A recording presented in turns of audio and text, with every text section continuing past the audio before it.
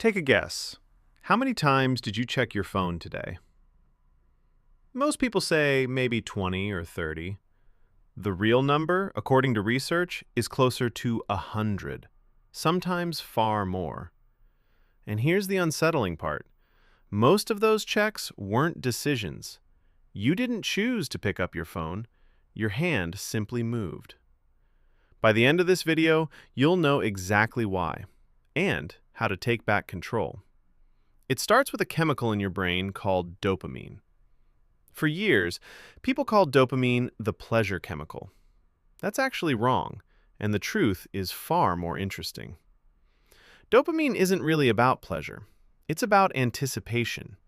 It's the chemical of maybe. It spikes not when you get a reward, but when you're expecting one. Scientists discovered this in a famous series of experiments with monkeys. When a monkey received juice as a reward, dopamine spiked. No surprise. But after a while, something strange happened. The dopamine spike moved. It stopped firing when the juice arrived and started firing at the signal that juice might be coming. The anticipation became the event. The reward itself, almost an afterthought. Think about what that means for a moment. Your brain's strongest motivational chemical isn't triggered by getting what you want. It's triggered by the possibility of getting what you want. Evolution built this system to keep our ancestors hunting, searching, exploring. It was a survival engine. And then, one day, someone figured out how to plug a slot machine into it. Because there's a second discovery that changed everything, and it's the exact mechanism running inside your phone. In the 1950s, psychologist B.F. Skinner ran experiments that would quietly shape the modern world. He found that rewards given unpredictably are far more addictive than rewards given every time. If a rat gets food every time it presses a lever, it presses calmly when it's hungry. But if the food comes randomly, sometimes yes, sometimes no, the rat presses the lever frantically, over and over, unable to stop. Even when the food stops coming entirely, the rat keeps pressing, long after a predictable rat would have given up. Psychologists call this a variable reward schedule. You probably know it by another name, a slot machine. Casinos have used this principle for a century. It's widely considered one of the most powerful behavioral hooks ever discovered. Now think about what happens when you pull down to refresh your feed. Sometimes there's something amazing. Sometimes there's nothing. You never know which. That uncertainty isn't a flaw in the design. It is the design. Every scroll is a pull of the lever. Every notification is a maybe. Your phone is a slot machine that fits in your pocket, and the currency you're feeding it is your attention. And it's not just the refresh. Once you know the pattern, you see it everywhere. The notification badge is red because red triggers urgency. Early designers tested colors, and red won. Autoplay removes the natural stopping point between videos, so the decision to continue is made for you. Streaks turn your daily check-in into something you're afraid to lose. That's not engagement, that's loss aversion, another deep bug in human wiring. Even the three little dots when someone is typing are an anticipation machine, a tiny dopamine drip that keeps you staring at the screen, waiting for a maybe. None of this is accidental. The people who built these systems knew exactly what they were doing. Silicon Valley even had a famous lab dedicated to what it called persuasive technology, the science of using psychology to change user behavior. Former tech insiders have openly admitted that the infinite scroll, the pull to refresh, the like counter, these were engineered to exploit this exact loop in your brain.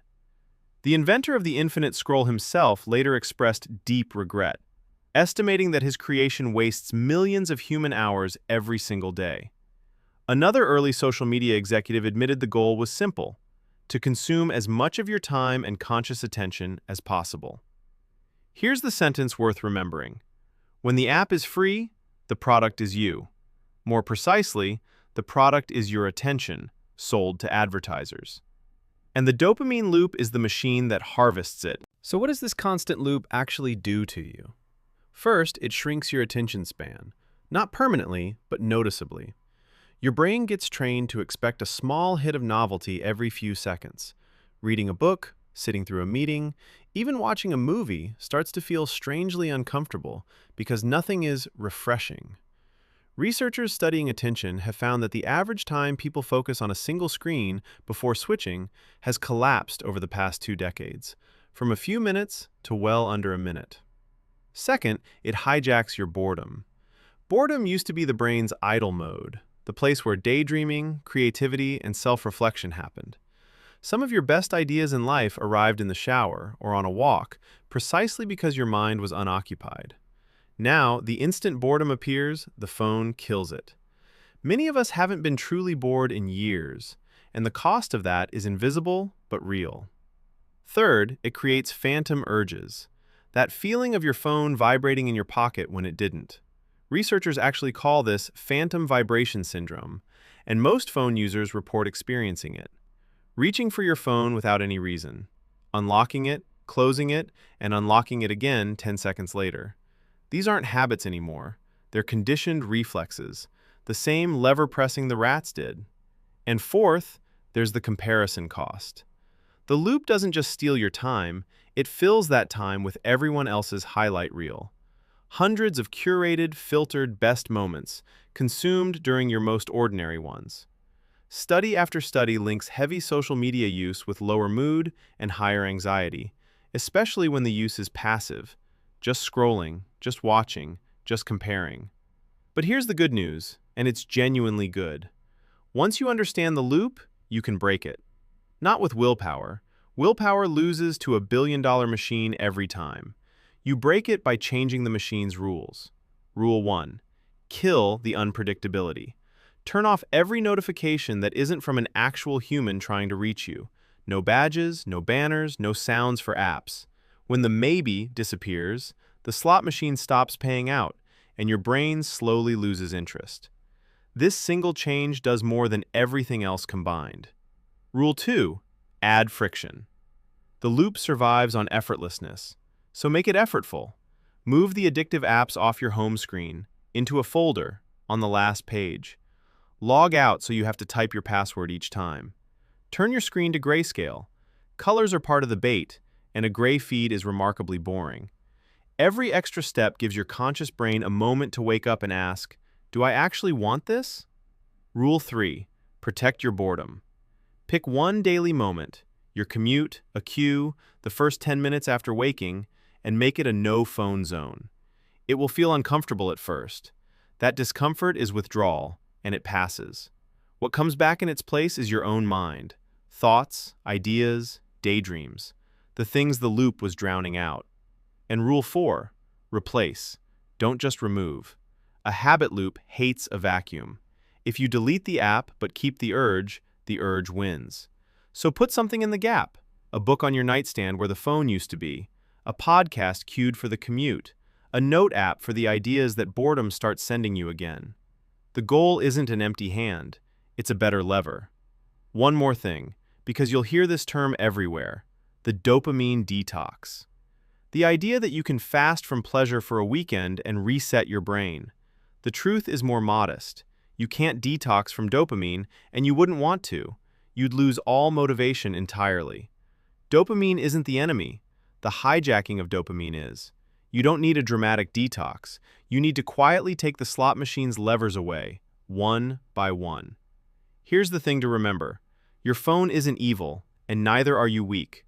You're a human brain with ancient wiring, going up against systems specifically engineered by some very smart people to exploit that wiring. Losing that fight isn't a character flaw, but staying in it without knowing the rules, that's a choice. And now you know the rules. So tonight, try just one thing. Turn off one app's notifications. Just one. Watch how often your hand still reaches for it, and how that urge slowly fades over the next few days. That's the loop dying, and that's you taking your attention back.